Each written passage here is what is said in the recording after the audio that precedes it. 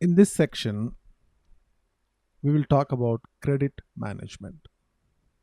Now, if you're an SD consultant or an FI consultant, you know that credit management is a cross functional area. The bulk of the configuration is done in SD and a little bit in FI. This is how credit management is done in ECC.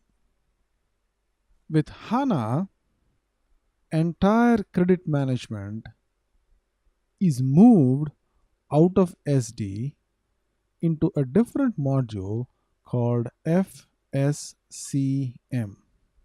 It's a new module altogether. It takes care of not just credit management but so many other things. But since we are talking only about credit management, in the new world, FSCM takes care of credit management. So FSCM stands for Financial Supply Chain Management. FSCM. FSCM is a module that was developed by SAP well before S4HANA. It's used as a standalone module, very much like GTS. The next question that you might have is, now why a different module? Traditionally, you have a customer. This is in SD. And then the customer places orders. And orders become deliveries and billing and become AR, accounts receivables, open items. Now, if you are not aware of open items, you need to go back to SD.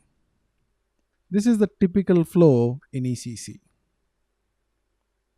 And then credit management takes care of some of the master data called credit limit that is associated with a payer, open orders,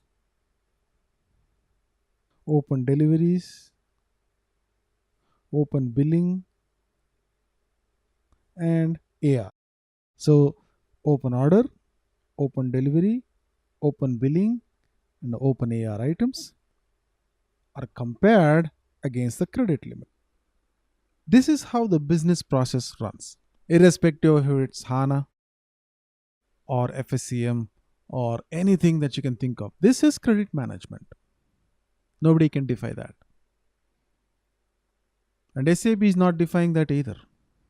So at the credit management level, this equation has not changed. Open orders, open deliveries, open billing, AR, open items, blah, blah, blah. This has not changed. What has changed is that this functionality has been pulled out of your core SD box, the ECC box, and it is done in a new instance called FSCM. Now, again, the question is why? Since the core process of credit management has not changed, why move this to a different module, different box? Now, to understand this, let's take the example of GTS. There is SD and there is MM, right? Two different modules. One is sales, one is procurement.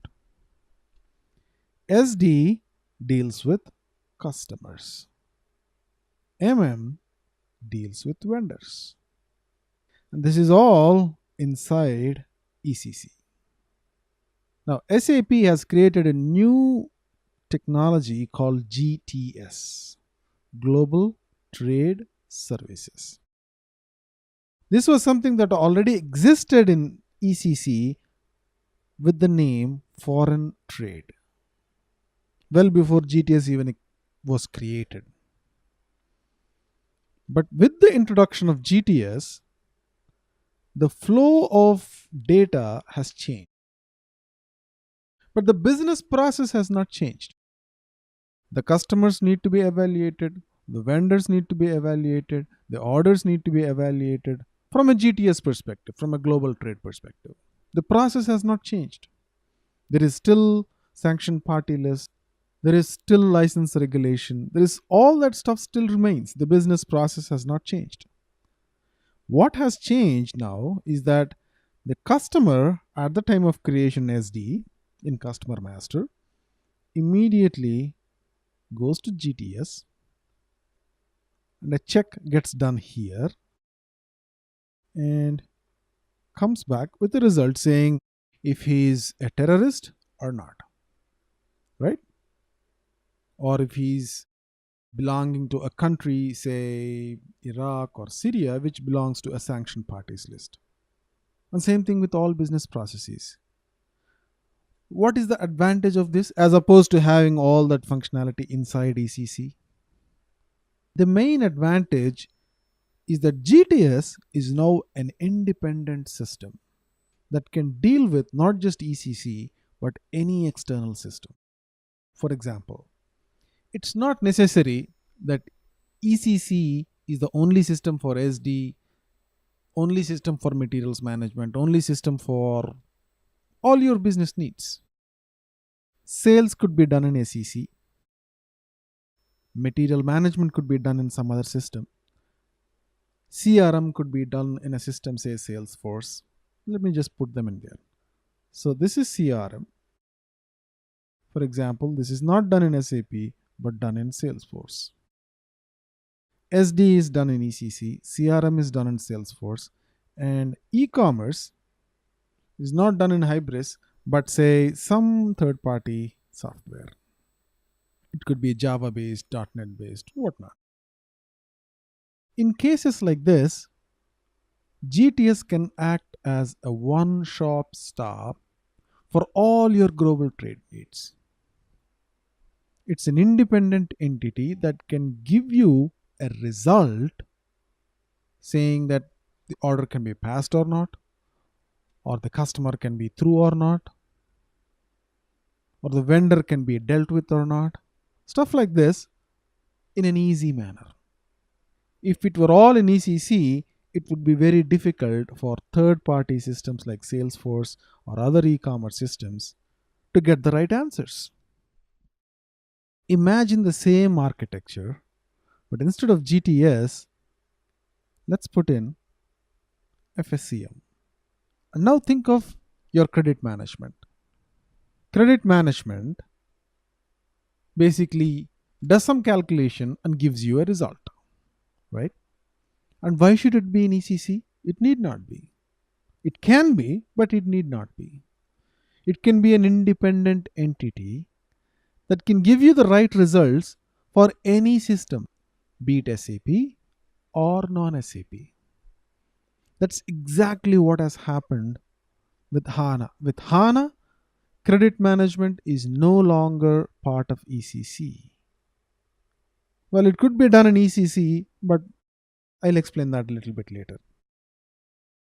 It's part of a new system called FSCM. Now, FSCM could also be built into ECC like this, like SD, MM, and FSCM.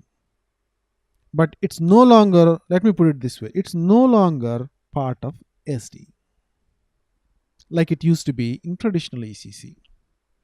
Now, FSCM is typically kept as a separate instance, much like how GTS is done. But it need not be, it could be part of the same instance as well. FSCM typically communicates via PI with ECC.